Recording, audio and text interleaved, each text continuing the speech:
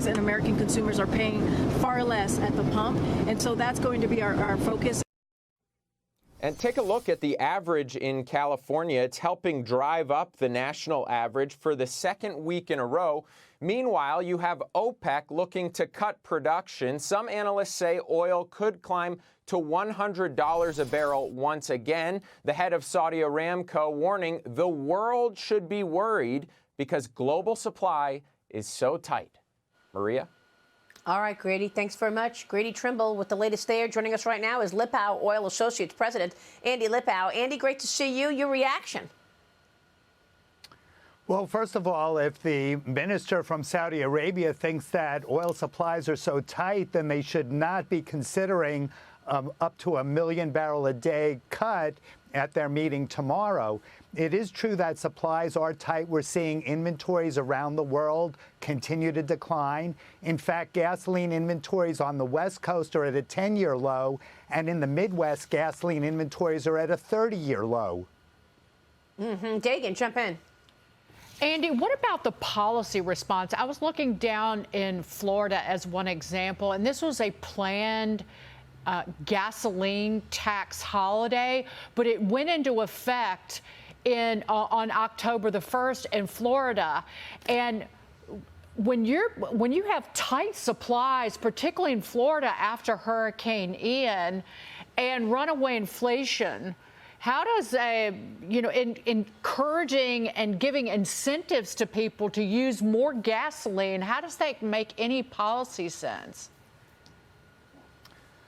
Well, I agree with you, Dagan. What it does is provide temporary relief to the consumer, but it does nothing as far as getting more oil and natural gas out of the ground. And as we look around the world, there is an energy crisis, and we need to have policies around the world that do include additional crude oil and natural gas production in addition to renewables, except that the renewables take many, many years to come online, whereas we know we can get more oil and natural gas out of the ground in the next few years.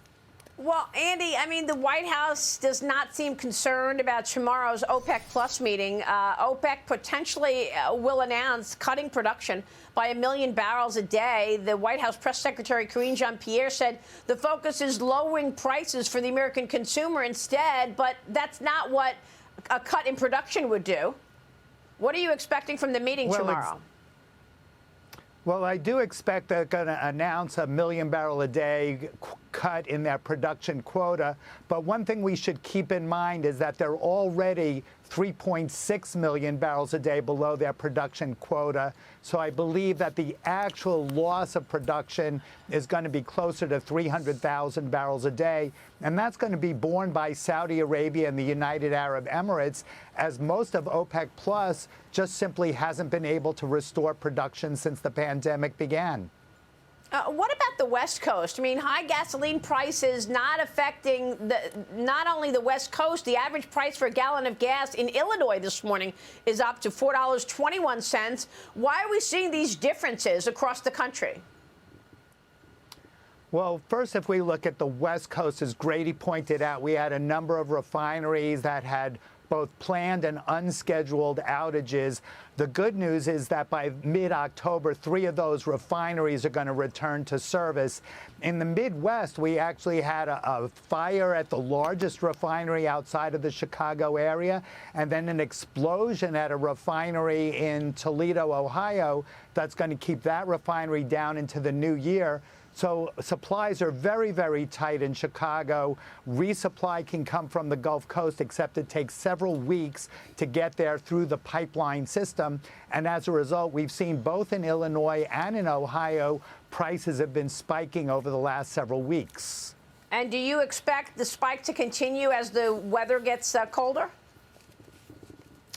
Well, I don't think it will in gasoline prices because the demand in the Midwest goes down precipitously as we get into December. But the issue is that crude oil prices are rising. Gasoline and diesel prices are going up as refineries continue with their maintenance season. And unfortunately, we're not going to see much relief in gasoline prices on a national level over the next few weeks. All right, we will leave it there. Andy, great to get your take on all of this. Thanks very much.